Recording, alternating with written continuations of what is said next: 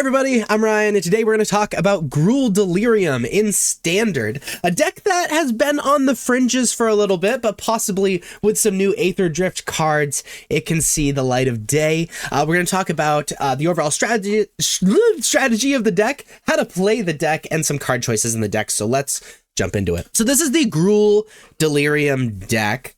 Really, this is just a Gruul aggro deck with like Delirium, I guess, silliness or Delirium strategies and whatever. Everything's very, very low to the ground. And as far as the lands go, there's not much to see here. We just have red-green lands, 3 Restless Ridgeline, you know, having things come in untapped is really important, but also this is one of those decks that's a little weak to board wipes, so we have to be a little worried about that. So the man lands are pretty powerful. Now, what Delirium is having 4 different types of cards in the graveyard.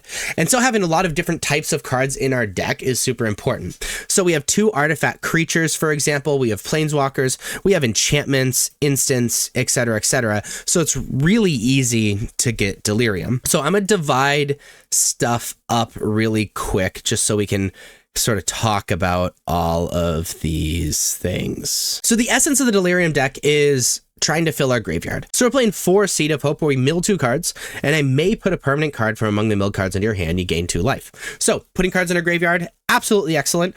Also, most of the cards in our deck are permanent, so we will almost always hit something. Like really, like just the Seed of Hopes and this category are the non-permanent, so it's super unlikely we won't hit something. But more importantly, it's a May, so we can choose to not grab something if it happens to turn on our Delirium. We're also playing Dredger's Insight. Notably, this is an enchantment, which is a different type of card to make it a little bit easier to get Delirium. And whenever one or more artifact and or creature cards leave your graveyard, you gain 1 life. So if you have Dredger's Insight or multiple Dredger's Insight, and then you like Seed of Hope, you can gain extra life because it's leaving your graveyard. And when this enchantment enters, mill 4 cards. You may put an artifact, creature, or land card from among the milled cards into your hand. So really, that's just like all the permanents in our deck besides like Ren and Realmbreaker. It's just another way to fill our graveyard and give us a little bit of card selection. Now, why are we trying to fill our graveyard? Well, a lot of these cards have Delirium and get a lot better with Delirium. For example, the 3 big ones are Patchwork Beastie, Wildfire Wickerfolk, and Fear of Missing Out.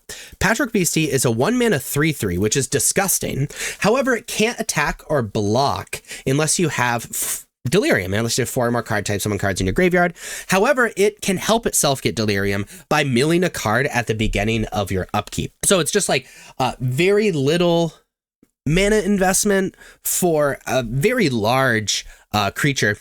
It's also an artifact creature in and of itself, so when it gets milled and put into your graveyard, it can help with Delirium quite a bit. It's just a very, very good card. Wildfire Wickerfolk is a 2-mana 3/2 with haste, and it gets +1/+1 and has trample if you have Delirium. And again, it's very easy to have Delirium. So really, it's just a 2-mana 4/3 with trample with haste. That's so good and so aggressive. And frankly, all these cards are meant to be bigger than they're supposed to be. Kind of reminds me of a Selesnya deck, you know, and they're all kind of hard to deal with. Fear of Missing Out is the big Delirium payoff. When it enters, discard a card, then draw a card. So we can selectively attempt to get Delirium by discarding a card. It's also an enchantment creature, so it counts as 2 different card types. And if you have Delirium, whenever Fear of Missing Out attacks for the first time each turn, if there are 4 or more card types among cards in your graveyard, untap target creature. After this phase, there's an additional combat phase. So we get 2 combat phases, get things to untap. Fear of Missing Out alongside like a lot of this stuff is just absolutely disgusting. These are not Delirium. However, Keen-Eyed Curator can kind of capitalize on putting a bunch of different types of cards into our graveyard. Keen-Eyed Curator is a 2-mana 3/3, already decently sized. However, you can pay 1 mana, exile a card from a graveyard. So it's great graveyard hate. But also, we're already putting a ton of different card types in our graveyard. And if we have 4 or more card types among cards exiled with Keen-Eyed Curator, it gets +4/+4 and has trample. So yeah, it's a 6-mana investment because we have to pay the 1 every single time or whatever. But it can become a 7/7 with trample, and really, like, you can do it over the course of a few turns and just kind of mana dump into it and whatever. You can also do it at instant speed, so like threatening it with those cards in your graveyard as well is just like really, really disgusting. And then we have a little bit of a combo here. So Afterburner Expert wants to be in the graveyard because whenever you activate an exhaust ability, which is a new thing from Aether Drift, return this card from your graveyard to the battlefield. basically for free. And itself, it has exhaust, so it combos with itself. I mean, and we're milling a bunch of stuff, so it happens reasonably easy. We can discard it if you're missing out. We can put it in the graveyard with these guys. And that's great. But we're also playing Dragonautics Expert, which has 2 exhaust abilities. One is 1 mana, which is just kind of gross because we can like turn 1 Seed of Hope, we get Afterburner Esper in our graveyard, turn 2 Dragonautics Expert, whatever. And then we can just like spend 1 mana on turn 3, be able to spend 2 mana on something else to just bring this back to the battlefield. But it's 1 mana exhausts. Other creatures you control gain haste until end of turn. Put a +1/+1 counter on this creature. And you can pay 4 mana to create a 4/4 red Dinosaur Dragon. I didn't realize it was both those card types. That's funny.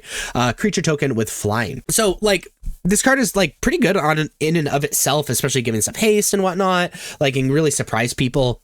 But also getting Afterburner Expert back from the graveyard is just so good. And frankly, having a card we want in our graveyard is very good as well. So that's our primary game plan. Ren and Realmbreaker also really likes us milling a bunch of cards. Lands I control have tap, add 1 mana of any color. That doesn't really matter, but it's a 3 mana planeswalker of 4 loyalty. Its +1 is up to 1 target land you control becomes a 3/3 elemental creature with vigilance, hexproof, and haste until your next turn. It's still a land, so it can attack and block, which is disgusting.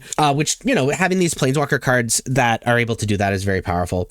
We can mill 3 cards, which again adds to Delirium. You may put a permanent card from among the milled cards into your hand, which is basically our whole deck, so it allows us to kind of draw and helps us get Delirium. And its -7 is you get an emblem with you may play lands and cast permanent spells from your graveyard, which if we ever do that in this deck, it's just over. Like, let's be real. So this likes us milling cards and having all these permanents and wanting to get Delirium as well. And then we have some removal because you can, or removal and combat trick, excuse me. As far as the combat trick we like go, Violent Urge is a 1 mana. Target creature gets +1/+0 and gains first strike until end of turn. And if there are 4 more card types among cards in your graveyard, that creature gains double strike until end of turn. We can kind of surprise and just win for 1 mana pretty easily with Violent Urge. We're playing a single Torch the Tower for these aggressive decks, and then we're playing 2 Beastie Beatdown. Which is a Delirium card as well. Target creature you control and target creature opponent controls. It's a bite, right? It deals the creature you control deals damage to the creature opponent controls. However, if you have Delirium, you get to put 2 +1/+1 counters on the creature you control, so it can make your guy bigger, can get things out of the way, and attack even more. And so really, this is just a red-green aggro deck with some graveyard synergies, which is just really fun and good. As far as the sideboard goes, Torch the Tower for these aggressive decks. A Braid, decent against the aggressive decks. Also having that artifact hate is pretty important, especially while we're trying to figure out what artifacts and vehicles and stuff are good after Aether Drift comes out. Obliterating Bolt, get things with big butts out of the way. Pyroclasm is great against these aggressive decks because it doesn't really kill much in our deck at all. Wildfire Worker Folk will most of the time be a 4/3. It will kill Dragonautics Expert, which is a little annoying, but like that's it. So Pyroclasm's great. Screaming Nemesis is great against decks that are looking to block. Chandra Spark Hunter is just another planeswalker that is difficult to answer, that can just apply a ridiculous amount of pressure by creating vehicles and discarding cards to put things in our graveyard to get better Delirium and all that stuff. Played a Witchstalker Frenzy for against decks with big butts that like blocking, like Shieldred and Golgari and things like that. A single Paw Patch formation just as enchantment hate, and there's not really a lot of flyers that we really care about, so really it's just enchantment hate that we can cash in to draw a card. Tranquil Fillback as a creature for artifact enchantment hate, also great graveyard hate, especially mass graveyard hate. And then Haywire Might is for these artifacts and enchantments we care about as well. Also decent against aggro because you can gain 2 life. Well, there you have the Gruul Delirium deck in standard. If you like this video, please be sure to like and subscribe. Check me out on social medias. Links are above me and in the description. Thank you so much for watching. I'll see you next time. Bye-bye.